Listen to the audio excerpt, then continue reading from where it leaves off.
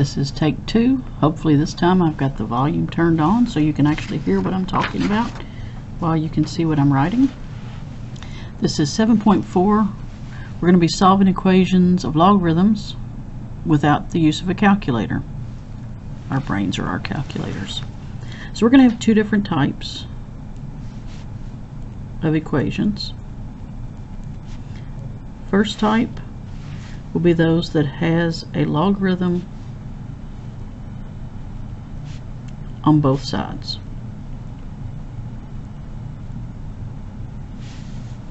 In this case, we'll use a drop the log or base, as we've also been saying. The second one, which will be in the second video, will be a problem where we have log only on one side. In this type, we will convert to exponential form. Exponential form. Just like we learned about in 7.3. This is kind of taking us back to 7.2 where we dropped the base. This is taking us more or less to 7.3 where we learned to take a log equation and change it into exponential form.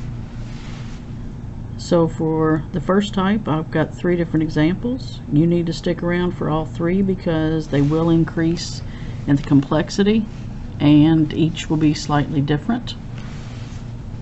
So we'll start with a very basic equation. We've got the log base 8 of 3x plus 1 is equal to the log base 8 of x plus 5. Kind of going back to where we had those equations earlier, we had to find a common base. Well, with these log equations, you will not be needing to find a common base. They will have to have the same base for this to work. These both have a log with a base of 8. And so now we can just simply drop the log or the base and we end up with a algebra 1 equation that should take us very little time to solve. And so I'll get the x's on one side, which means I'm subtracting this x from both sides, which leaves us with 2x. Then I'm going to get all the other numbers on the other side, so I'll subtract 1 from both sides, end up with 4, divide both sides by 2, x equals 2. You should check your answer to make sure that it's accurate.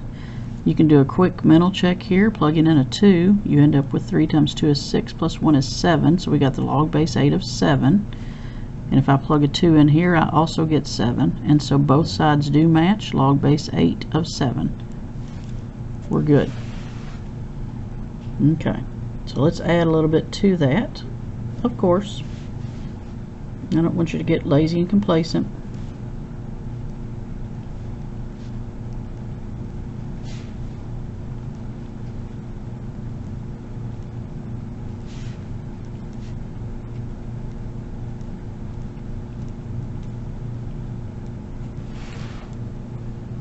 Alright, well, we still have logs on both sides of the equation, so we know we're going to look at it from the perspective of dropping the log.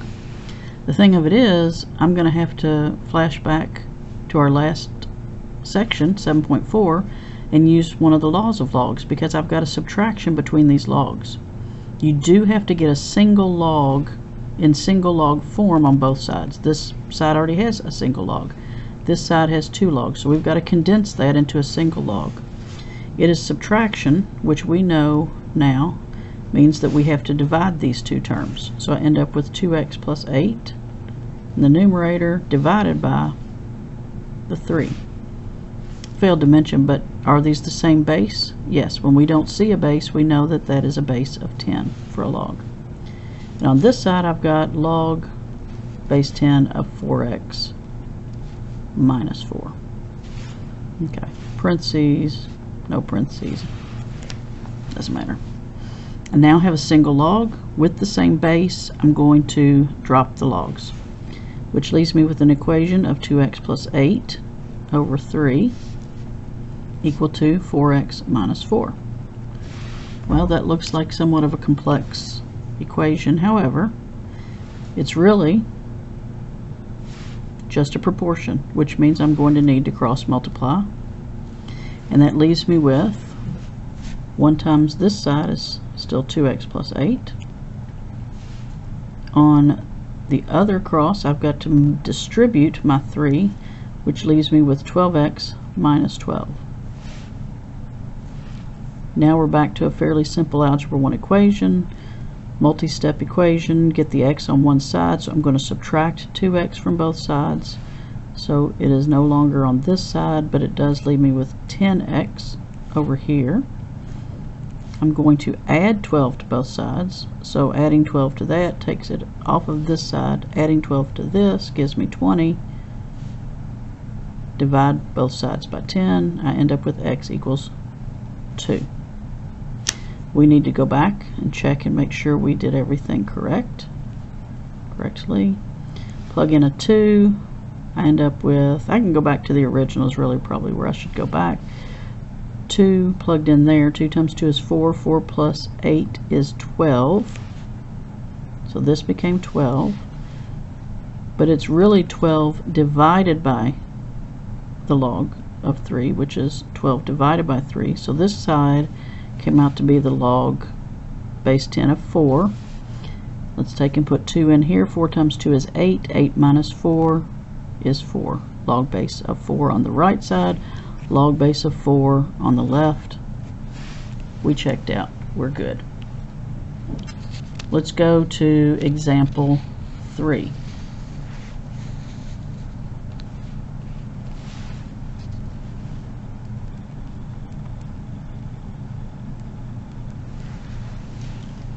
We'll break into the natural log.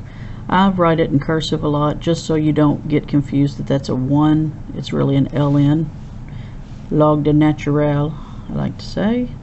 Natural log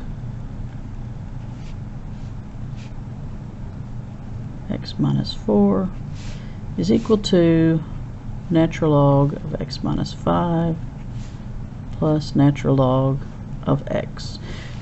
In our next unit, where we do start looking at some application use for logs and natural logs, which are often heavily used in science but also somewhat in economics and different things, we'll use natural logs as well as logs.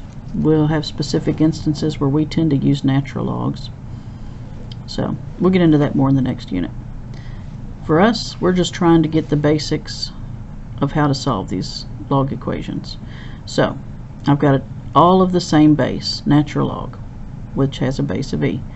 This is a plus between these terms, which we know now from our last lesson, 7.3, last standard, that means multiplication. So I really got the natural log of x plus 1 times x minus 4. On the right side, I've got the natural log of x minus 5 times x. We'll do a little distributing.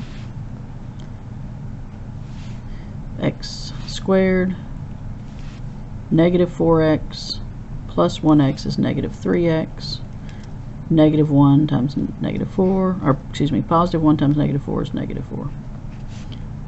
On the right, a little less work. I'm just distributing this x to both of those, and I end up with x squared minus 5x. I'm down to a single log on both sides, same base, drop the logs, write an equation. This isn't quite as simple looking. We notice that these are quadratic expressions, a quadratic equation. And in a quadratic equation, we simply almost always attempt to just set it equal to 0 and find our solutions. So we'll move everything over to the left side. Looks like there's only 2 things to move if we do that. So let's subtract x squared from both sides. We'll subtract it from this side. Cancels that out from both sides. Add 5x. Negative 3x plus 5x is 2x. I end up with 2x minus 4 equal to 0. Now we're back to algebra 1. We'll add this 4 to both sides, so I end up with 2x equals 4x equals 2. Same as we got in the last equation. But we are going to check to make sure that works. So we'll go back to our original.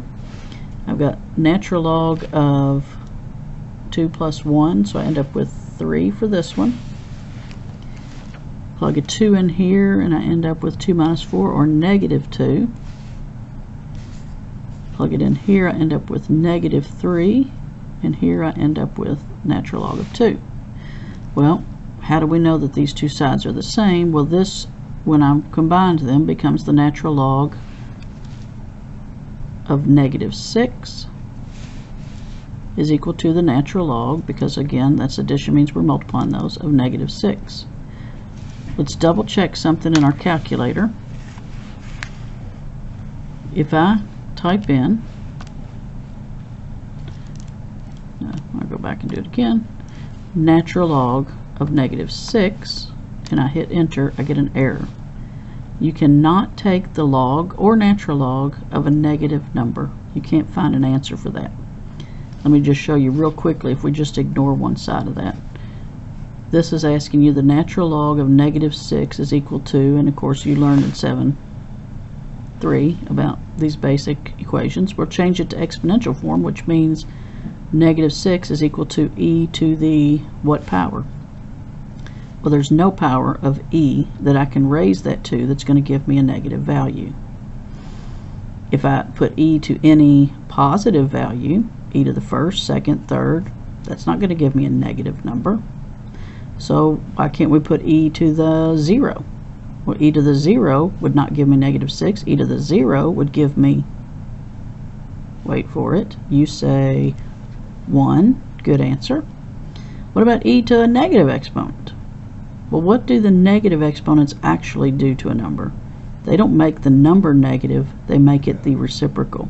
So there's no exponent that I can raise anything to, e or otherwise, that's going to make it that negative value. So you cannot have a log or a natural log of a negative number. And so ultimately, even though we found a value for our x, there really is no true solution to that problem.